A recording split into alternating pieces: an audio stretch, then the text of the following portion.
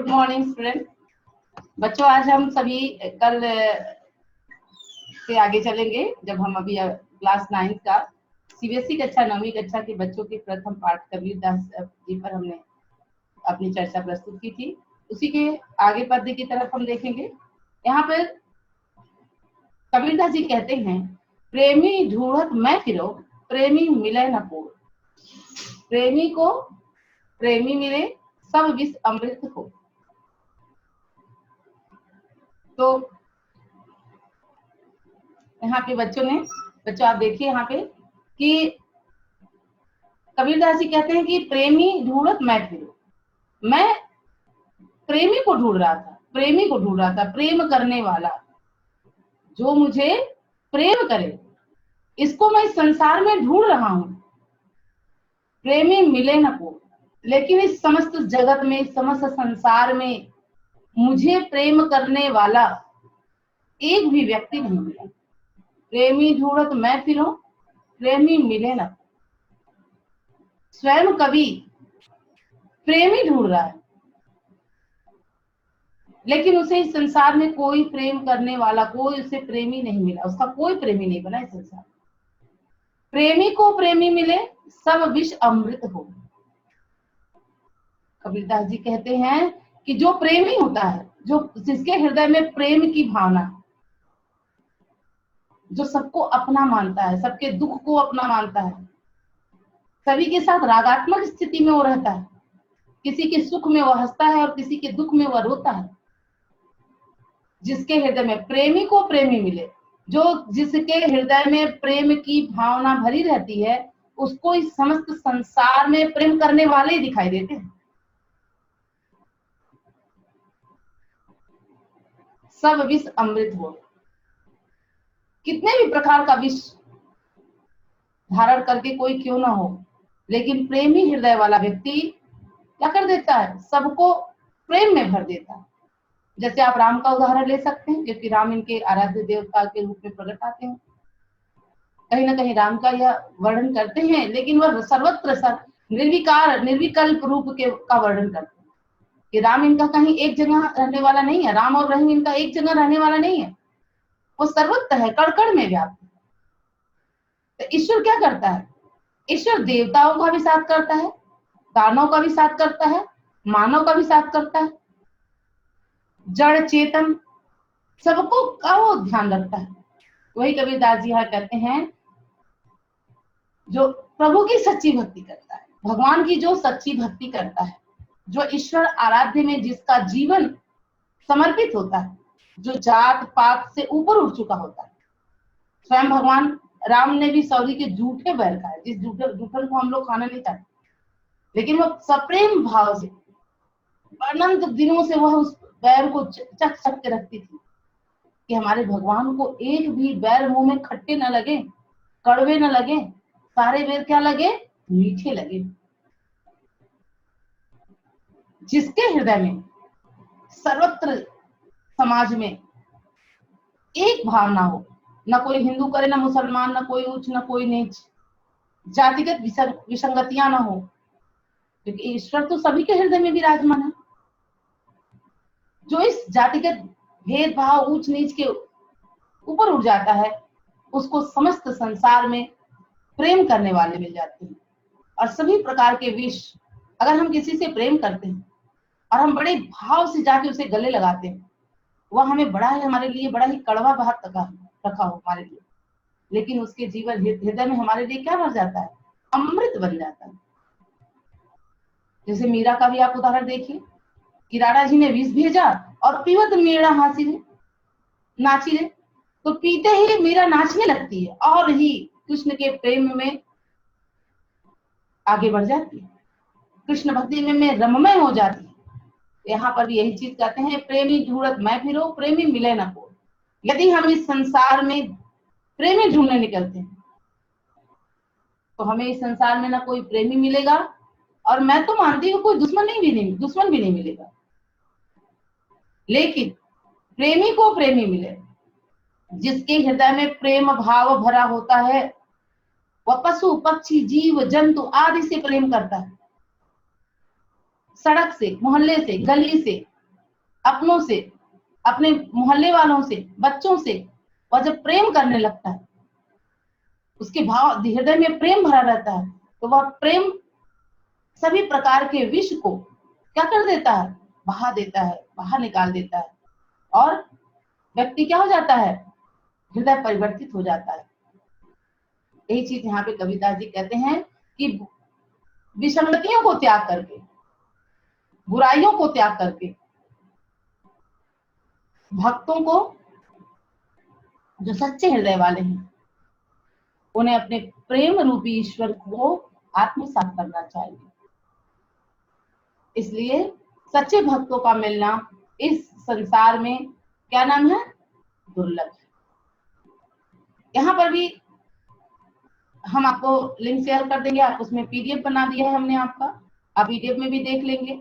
अगर कहीं भी किसी बच्चे को कहीं कोई दिक्कत आ रही होगी तो वह हमसे क्वेश्चन कर सकता है, हमसे प्रश्न पूछ सकता है। शब्दार्थ भी मैंने इस बार आपको दे दिया है कि जो कठिन शब्द हो वह मैं आपको लिंक में शेयर कर दे दी हूँ, आप देख लीजिए। और अब दूसरी पद की तरफ हम चलते हैं। देखिए यहाँ पे ज्ञान की विरासतता को बात करते हैं। ज्ञान के बगैर मनुष्य का जीवन व्यर्थ। जिस प्रकार से ज्ञान के बगैर जीवन व्यर्थ है,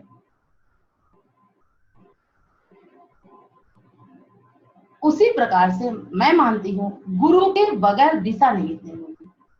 गुरु और ज्ञान, गुरु है तो ज्ञान है, और ज्ञान है तो मार्ग निर्दिष्ट।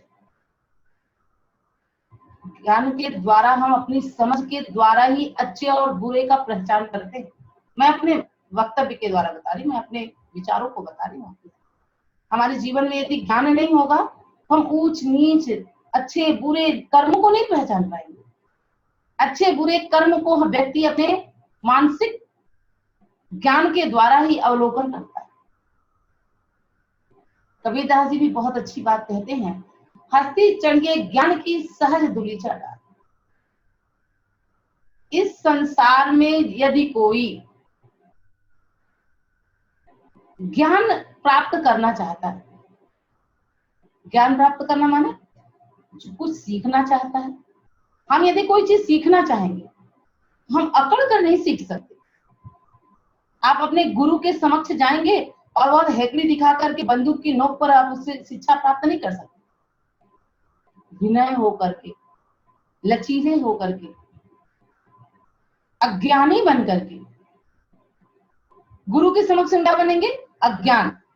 अज्ञानी होने के कारण गुरु में सारा ज्ञान देता है, उस प्रकाश पुंज की तरफ ले जाता है जिस प्रकाश पुंज को हम पहचाने ही नहीं रहते। इसीलिए तो अर्जुन जैसे योद्धा हमारे देश को मिले। तो ज्ञान जो है सहज भाव से प्राप्त होता है, जिनमें एक भी अहंकार न हो, एक भी अकड़ न हो, घमंड न हो, जो अपनी गलतियों से सीखता हो निरंतर, गुरु उसे बार बार बताता है और बार बार वो प्रयास करता है सीखने का। तो ज्ञान तो ऐसे व्यक्ति को मिलता है।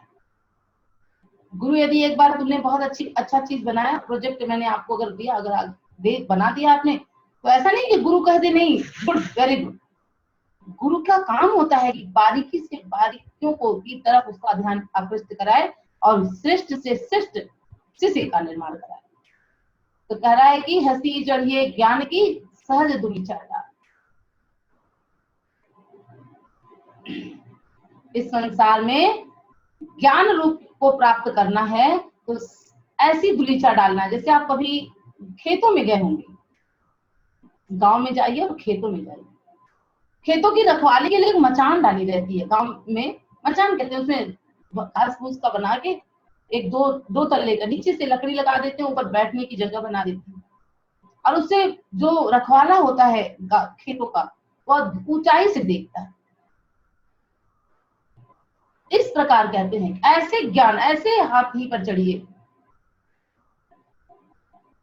जो सारी चीजों को अनुभव करे, हमारे विवाद को, हमारे संवाद को, हमारे आचार को, हमारे व्यवहार को, हमारा संपूर्ण व्यक्तित्व,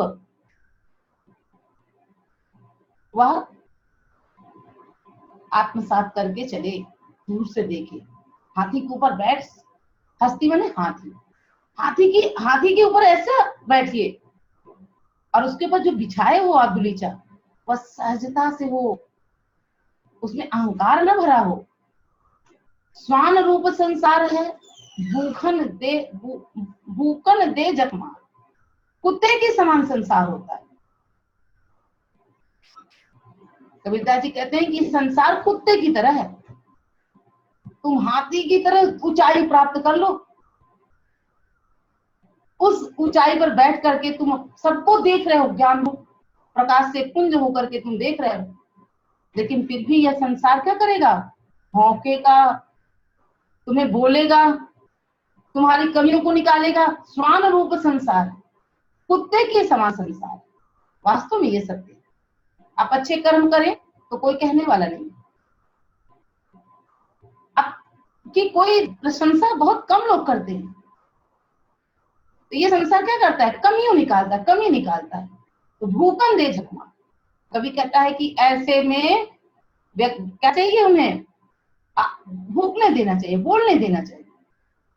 वह बोल बोल के स्वयं परास्त हो जाएंगे, लेकिन अपने ज्ञान को प्राप्त करने के लिए अपनी दिशा से कभी भी पीछे नहीं हटना चाहिए।